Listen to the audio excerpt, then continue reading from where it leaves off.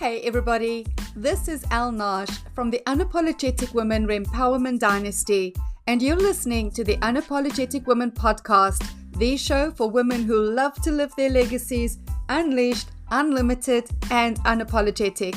If this is a space you are curious about, visit unapologetic-women.com. Today, we're talking about grief as a path to self-love with Maria Belanic. Maria is reframing the conversation around grief. After her own experience, she realized the lack of support and understanding for grievers. With a curious outlook on life from an early age, she has questioned the status quo of people in leadership roles. Thanks for joining us. This is going to be a deeply moving conversation with Maria. Where do we start, Maria? Where do we start? From our very first meeting, I had two impressions about you. One was depth, and the other one was joy. And it was almost a depth and a joy at the opposite ends of the spectrum, which was intriguing to me. And then, of course, as we got to connect and I got to hear your story, it made perfect sense for me. But I want to say that in your depth, there's so much grace. And so I'm excited about this conversation today and where it will go from somebody who has really experienced some of the darkest of what we have in this lifetime and still choose to live joyously. So welcome to the show. Well, thank you so much, Elle, for having me. And I don't think I've ever heard the word depth used in conjunction with myself. So that's a new word for me. Thank you so much. And you're right. Actually, and it's funny how we make first impressions. I knew already that you were a badass woman. Right? And very intelligent. I mean, I always think of as women, we're all intelligent in our own ways. I sometimes use simpler words just because I have such a hard time pronouncing words. And I find that sometimes just thinking of how they're spelt gets me all buckled down. So I'm kind of like, I'll just use simple words. But I really do. And I think depth would be a word that I would also use for yourself, right? In just what you're doing and the depth of your knowledge and your curiosity and interest of knowing other women and really knowing what or how to empower them. Because I think you draw that out. So kudos for you on what you were doing. Thank you. And I want to challenge one thing that you say, because I don't believe in empowering other people, which is why I made the word rempower, because it didn't exist. And for me, rempower is when we stand in absolute faith of the power of another so they can remember to empower themselves. I like that. I feel that's what I do. I don't speak into people's fear. I don't speak into their momentary perception of weakness or anything of that, because I don't see that in people. I honestly just only see the magnificence in people. And so it's easy for me to just stand in that energy and go, no, this is what I see. And you get to choose to empower yourself in this moment or not. And I'm unattached to either one of those. And I love how people generally choose to rise to their own power. I think it's just the most beautiful thing in this lifetime, and feel very blessed in the work that I get to do. So let's delve into the question of all questions, which starts every conversation. And that is, what does it mean to you to be an unapologetic woman? And I love that term, unapologetic woman. To me, it really is about being myself. And when I say myself, I mean, we always use the word, I think it's battered around just about every place. And it's about not forming or conforming to what someone else thinks that you should be, right? I kind of look at it, growing up, I never fit the norm. I was curious. I was the questioner. I wasn't one of these ones that was the little good girl who, okay, now it's time, you're the girl, so go clean up and clean up after everybody else. Right? I was the one that was sort of a rebel. I had two brothers, and it was kind of like, hey, they got two arms, two legs. They can do just as much as I can do. So I really didn't like the gender part of women's roles, men's roles. I really just more looked at it that, hey, if you can do it, great. There were certain things that I didn't like to do in the sense of getting my hands dirty, like I have to wear gloves even to do dishes, playing in the dirt, those kind of things. But hey, if you don't want to, then that's your choice. And I think that's the part that I really take about being unapologetic is about doing what is right for you, making those choices that feel right for you. And at the same time, not putting someone else down because their choices are different than what I think. Yes, it's a very respectful place. And this is a theme that I find with the emotionally mature woman. When we become unapologetic, it's not that we want to be in your face to everybody and go my way or the highway. It's a case of it took me a long time to love, accept, and appreciate myself. And when I started getting to that place, I had to love, accept, and appreciate everybody else for the choices that they are making in their lives. The judgment of their choices dropped away for me because at the end of the day, if I believe that I deserve to live life by my design, I should then afford that to everybody else.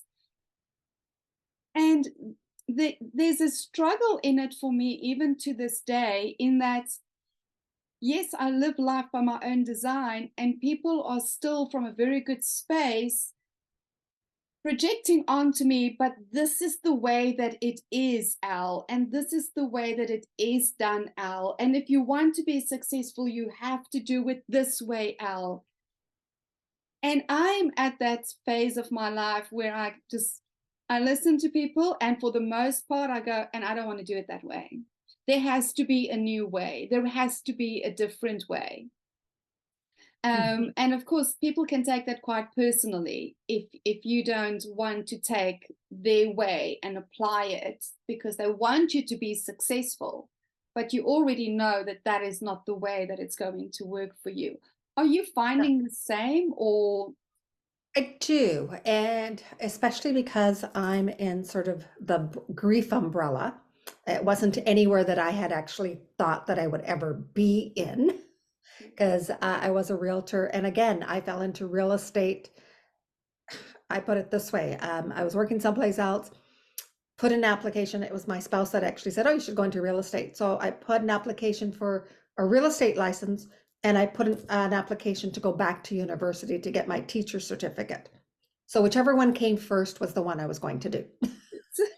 I like that. So real estate came first, and it was like, okay, I guess I'll be a realtor. So I was a realtor for 26 years. And it's funny because that was also a career choice that people looked at me and went, you're not going to be a realtor. Like, and at the time, I was, because I am an introvert. Sometimes people look at me and going, you're an introvert? Like, seriously, where?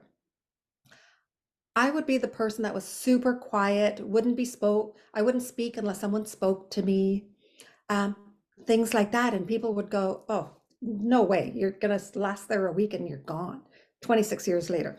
But again, that was my choice to get out of real estate.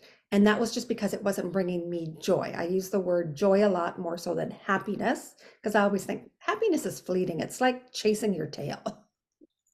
But joy comes from within. So and I'm one of these ones that I'm thinking, you know what? Like if I was telling my business partner beforehand, if this doesn't fulfill you, you don't like it anymore, then don't be here. And I'm thinking, if that's what I said to my business partner, how can I keep staying here if I'm being miserable and I'm not serving the people I'm supposed to serve? And by this time, of course, my son had already passed away. And that was one of the reasons why it wasn't bringing me joy. Because I was there and I'm like, there's more important things than worrying about did you get more money? And I understand money is important. When you've experienced the loss of a child, all of a sudden your priorities change. Trying to chase this dollar, so to speak, just didn't seem super important when there were other important issues to be around. And at the time, I was probably more self-reflecting. I was sad, I was in pain, and I couldn't be around people. I was more impatient. I used to have tons of patience, but all of a sudden I became impatient. It's like, this is, you guys don't have your priorities right. Get out of my way. And then just the last year or two, I entered the arena of the grief umbrella in the sense of wanting to serve other mothers. And again, it's the same thing as you said. There's these things about this is how you're supposed to conduct grief. Grief has stages. Grief is this way. You're not fitting this in. Why are you still stuck? Why are you still in it? Why are you not over it? Why this? Why that? And I'm not a person who likes the question why, unless it has an immediate answer. But when we're saying these why questions that there is no answer to, I'm thinking, really, it's pointless. Mm-hmm. Right? I'm more of not so much understanding the why, but more about what can we do to live in it. And that's where I kind of view grief as. Grief is going to be forever. So why not accept the part about grief being with me and kind of navigate or learn how to encompass where grief and love coexist. And that's why I always go, it's a path to self-love. Because all of a sudden, these things, I think from our experiences from childhood, we start questioning ourselves again, like the self-doubts. I mean, I thought I wasn't a very good mother because, of course, I didn't take my son to Disneyland. Right? So to me, all of a sudden, that made me a terrible mother. And because I couldn't find a cure for cancer, and all of a sudden your mind goes, because as women, and I'm not too sure where we get it from, like where it came from, that we're supposed to be superhuman, right? Like we're supposed to solve all the issues, especially around us. Everyone comes to us. It's either, I always go, either we get blamed for everything or we're supposed to be fixing everything in our families. And yet you're thinking, and yet the world thinks we're still second class. So there's all these, I think, oxymorons, and you're kind of like, you know what? Forget this freaking BS. And let's just start. What does grief really mean? Grief means that I'm missing my child. And I say child loosely because my son was 27. So, and I look at it going, I will miss them forever. So grief isn't going to go anywhere. And it was when I noticed that when I accepted that grief was going to last with me forever, all of a sudden it felt like this burden had lifted from me. And it's funny because in part of the 7 stages, whatever it is, they will actually say acceptance. But what they're really meaning is you're supposed to accept that you lost someone. And I'm like, really? A griever knows who died. Like, look around. We know who's not here. So to actually tell someone to accept that your person passed away, I'm thinking like, no one's not pretending that it didn't happen. Yes, we're in shock at the very beginning. That's just because we think we're in a nightmare. And it's kind of like somebody slapped me so that way I can wake up. Right? Like one of these bad movies that you're like, can't get me out of here. I feel that the more people are starting to get real with themselves and the more they are starting to question what we have been told is our human experience by the experts, the more we are starting to find that honestly, humanity for the most part have just been creating their experiences based on what was written in a textbook. And I'm really not taking away from the experts and their studies and all of those things. I am questioning the usefulness of it at this time of our evolution. And I'm delighted to see how more and more people are going, actually, no, that's not my experience. And instead of making ourselves wrong in the experience that we are having, we can make the experts' philosophy wrong for us. Mhm. And I think that that is critical at this time, because it comes back to two things: trusting your intuition and self-love. Because every time that we abandon our experience because it's not what we're supposed to be having, or we are critical of the experience because, well, the experts say I should be moving to the next stage already. What's wrong with me? Like, all of that is self-abandonment. And the fact that you say that grief to you is a path to self-love, I'd like to explore that a little bit more, because I often feel that the word self-love is being used. And I remember, man, when I came to my knees and kind of like, well, I can't do my life anymore, there was a very clear message for me that you don't love yourself. And until you do, you cannot accept love and you cannot give love. And that was a shocker to me. And I went looking for people to help me with self love. And there are books on self love and there are courses on self love. They weren't very helpful for me, quite frankly, for where I was in my journey. How did you experience grief and self-love, and how did you marry those two for yourself? I ended up, I mean, it was a long journey. So it's not something that all of a sudden, like Yes. snap of a finger, I love myself now. Um, it was about releasing everything that I had believed. And when I say releasing, it's also about releasing those negative self-doubts. I mean, beforehand, I never really used to share, oh, what a terrible mother I was. And when I say it out loud, because I've also spoken to other grieving moms, and when I say, wow, I was thinking of myself as being a terrible mother because I had never taken my boys to Disneyland. And when you say that out loud, it's like, seriously? Does Disneyland make you a good mom? Does it make you a terrible mom? No, it's Disneyland. You either go or you don't. Like, it makes no bearing on that. And in some instances, that was part of the self-love, is about letting go of those negative aspects.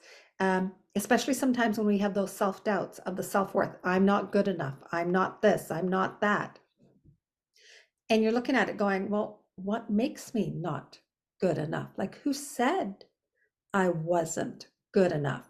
I mean, I had faith, and I always used to think, I am so fortunate and grateful that God loves me.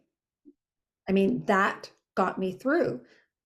And sometimes it was kind of like, well, okay, so if the universe or God or the divine loves me, then seriously, I'm worth it. Doesn't matter what someone else, if they love me or not, because they got their own baggage.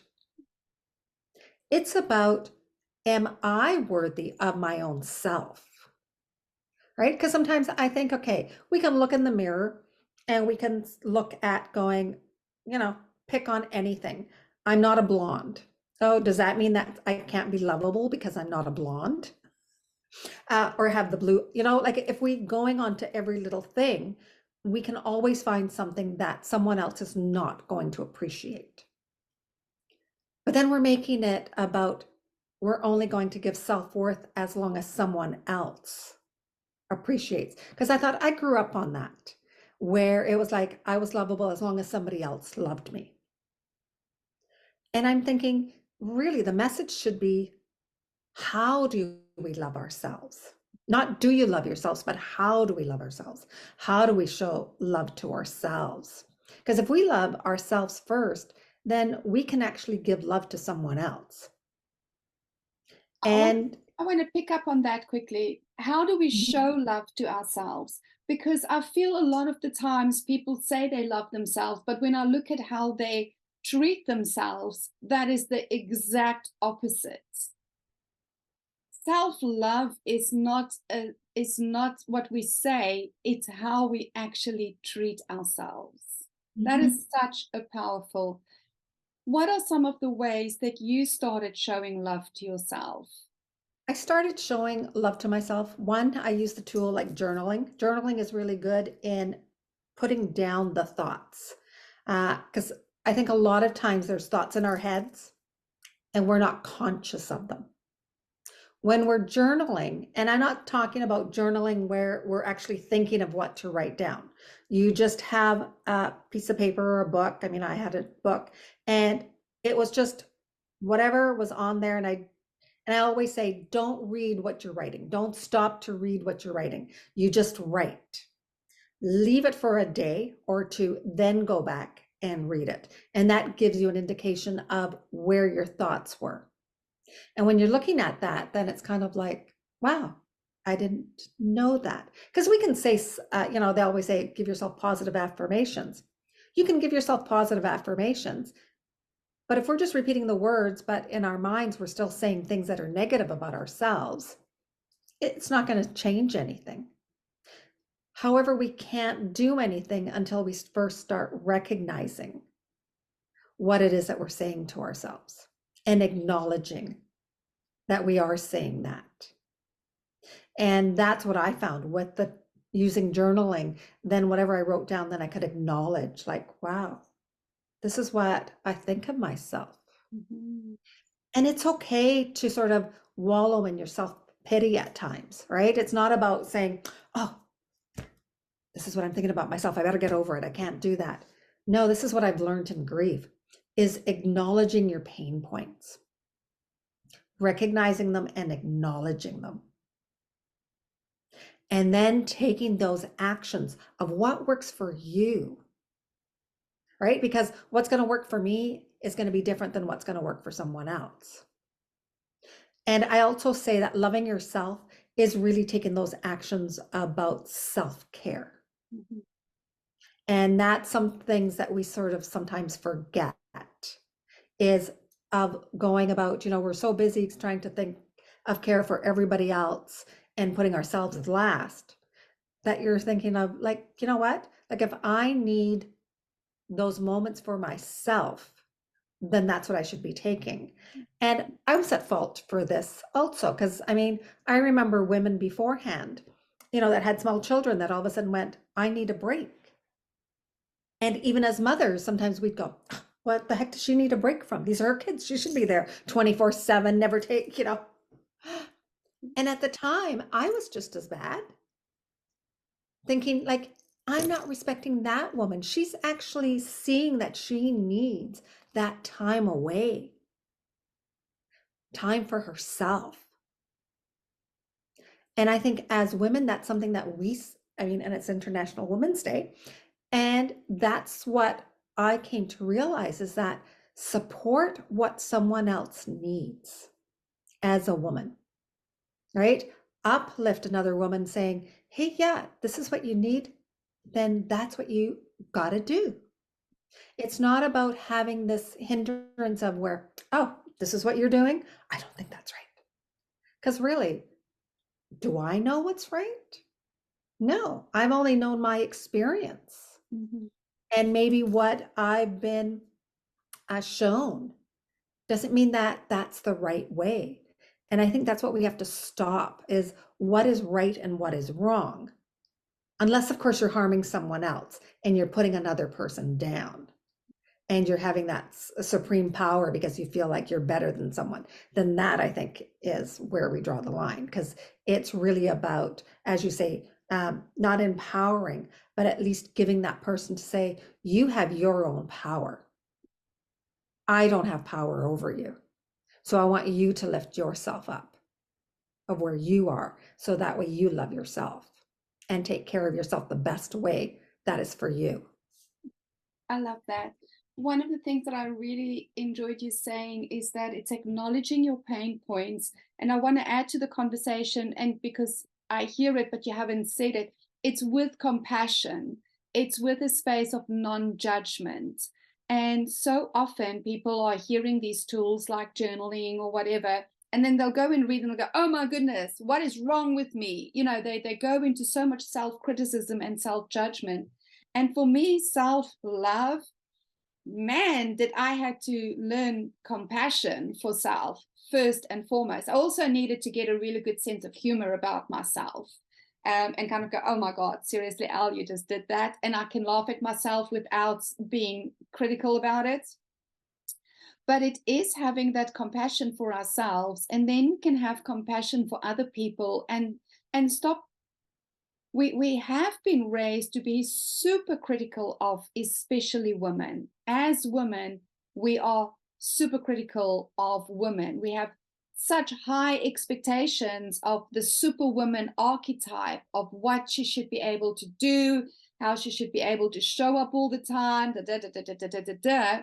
And it can pendulum swing the other way around as well, right? Where we just have no expectations of ourselves as women. I'm not preaching that either.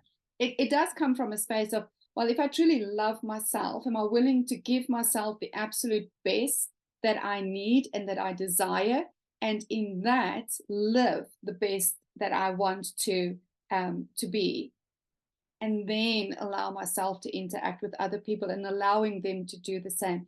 But it takes a level of maturity for us to get there, Maria, especially as women. There seems to be a theme in the interviews that I'm conducting, in that we have to go through some shit in this lifetime to become humble, and then stop thinking we can fix other people or fix the world. Hmm. So true. I was with, I guess, younger women, and listening to them, and it was about relationships and stories and things like that. And I'm looking back and I'm thinking, you know what? In my 20s and 30s, yeah, I did errors. I think we all do. It's that growing. And I think when we have an open mind, that there's growth. I mean, in some ways, I have been an old soul in some aspects, and in other aspects, it's I always look at myself going, okay, even when I was younger, I'd always give everyone else the benefit of the doubt. What because it wasn't for me to judge what someone else was doing. Yet I was a harsh judge for anything that I did. And that's one of the aspects, as you said, about self-love, is we can show compassion and kindness to others, and yet in our own selves, we are lacking. And that's one of the things about the path to love, is treat ourselves with a non-judgmental way. Stop the shame, the blame, the guilt, and give ourselves compassion and kindness. And I know this is one of the, I mean, I've always been a believer of gratitude. And then we started a gratitude journal with my son in his last month. And really, it wasn't, and I wasn't even thinking about, oh, I want him to be grateful. No, it was something to keep his mind occupied, right? To say, look, we have food. Let's be grateful that we have food. Let's be grateful. So these are the things. We have medicine. Yay. So these kind of things. And then afterwards, it was like, you know what? We also need to spark that gratitude within ourselves. And I know sometimes people will go, well, what are you grateful for? If I can get a great cup of coffee, that makes a day, right? It doesn't have to be this huge, yes, I love traveling, I love meeting new people. And yet it's also the simplicity of saying, I can see the different shades of colors on that one flower or in the grass, like really appreciating your surroundings. Even if you're in a desert and there's one flower that's blooming, wow, that flower is blooming. Like, look how it brightened up the landscape. That was a game changer for me, was shifting from gratitude to appreciation. Mm. Gratitude is still that, oh geez, thank you kind of energy. Whereas the appreciation is a full immersion into the presence and what is it that I appreciate right now in life. It brings love into the conversation for me. And I sometimes, when I journal, I interchange the words love and appreciation. What do I love and what do I appreciate about life? And even about the cup of coffee. Because the cup of coffee, by the way, makes my day. It's how I start every single day, with a great cup of coffee. Um, and there's a story behind why it has to be a great cup of coffee, but it's that appreciation of who I became as a woman, in that I allow myself to have my desired great cup of coffee every single day, and it makes a difference in my life. So when I shifted from gratitude, because everybody's always talking about the gratitude, but then sometimes it would feel like I was in a shitty space and I was like, oh, I want to think about what I have to be grateful for. Just piss off. Mm. But I could appreciate even my little outburst. I could appreciate that I have the emotions to have the outburst. I could appreciate what was happening in my life right now. I could appreciate it. I didn't have to be grateful for it. I And like that was a that. I massive like, shift for me. because I think I've kind of combined it together. Even though I say gratitude, I've actually put appreciation in there Yes. and not separate them. I like that. Yes. That's a huge distinction. Yes. I saw a video of the actor. Who's that guy who does Ace Pet Ventura, the comedian? He did The Oh, Mask. Jim something. That guy. Yes, Yes. yes. To anybody who's listening, if Jim you can Carrey. just, yes, yes. I was watching it.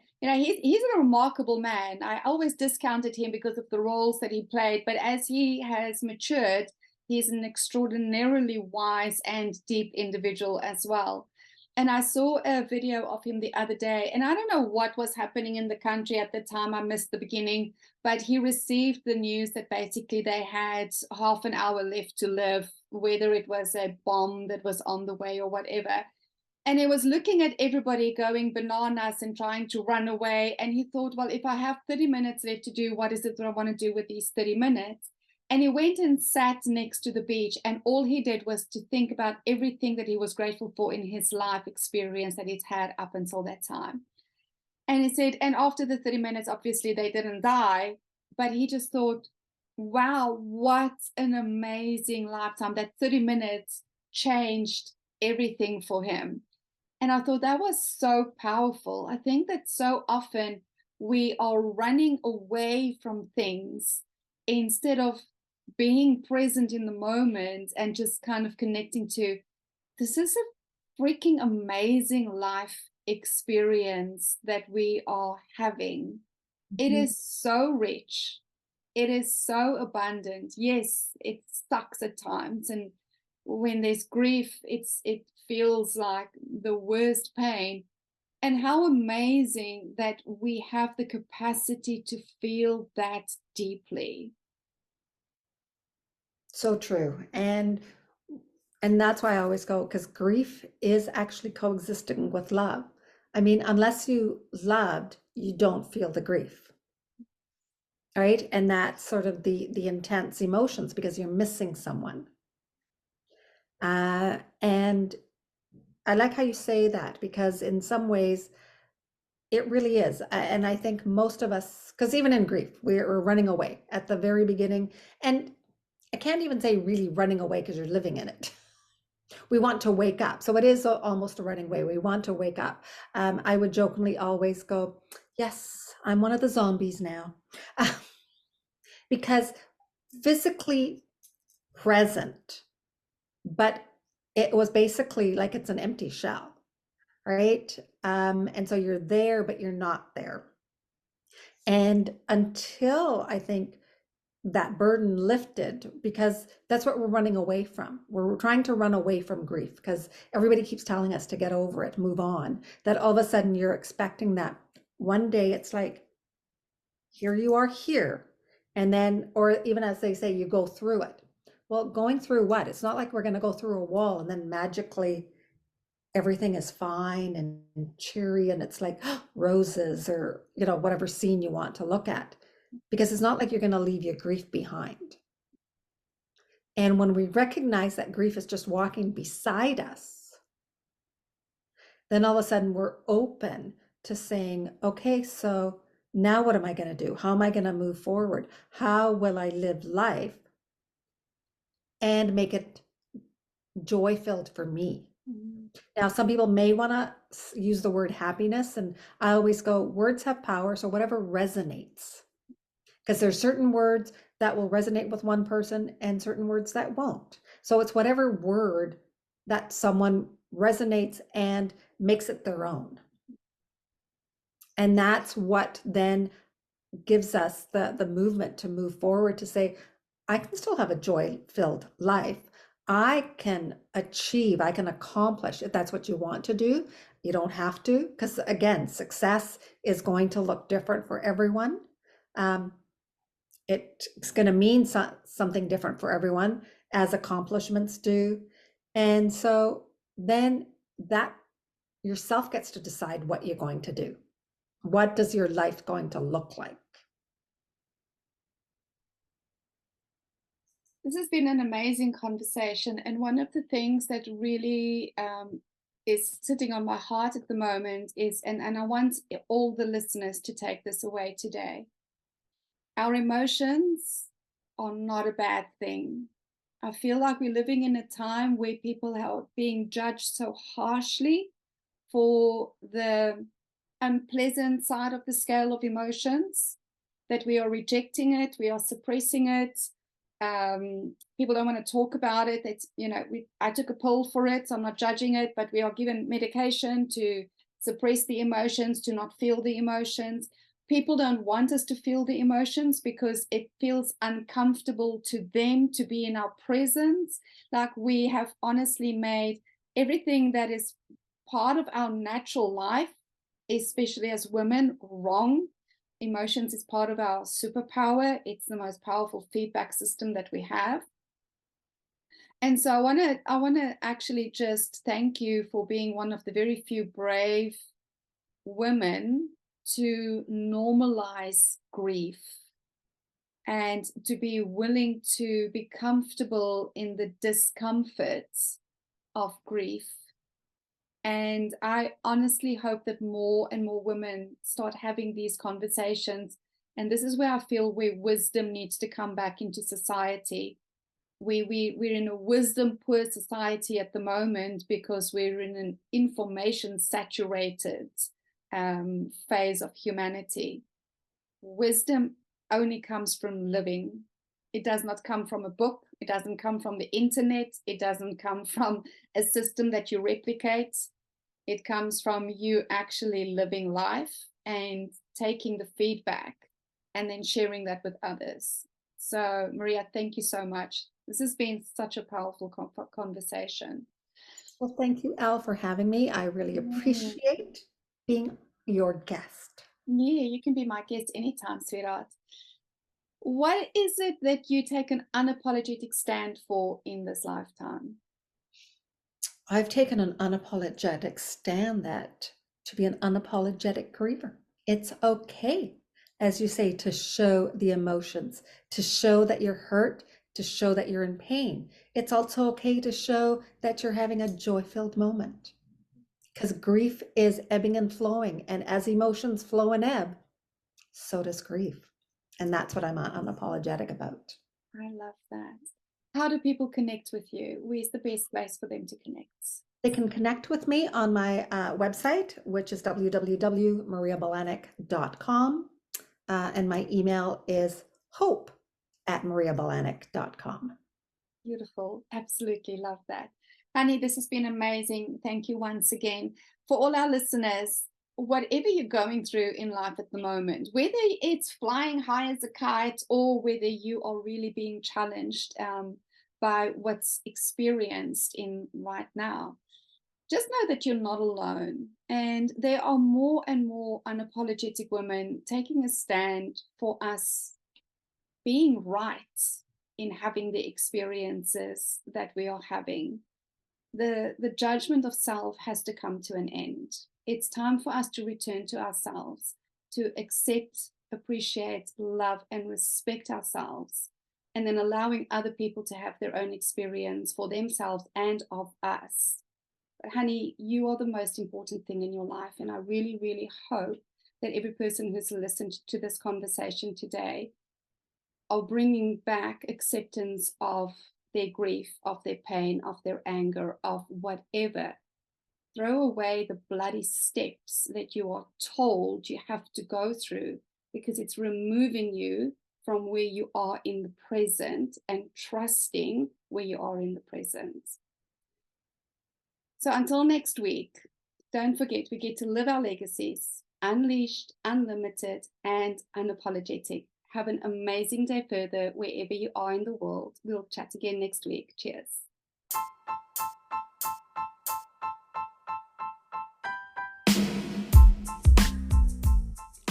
Thanks for listening. If you enjoyed this episode and you'd like to help support the podcast, please share it with others. Post about it on social media or leave a rating and review. To catch all the latest from me, Alnaj, you can follow me on Instagram at The Unapologetic Woman and connect with me on LinkedIn at al-naj. And if you're interested in experiencing the Unapologetic Woman initiative, book in for our next open meeting. The link is in the description. Thanks again, and I'll see you next week.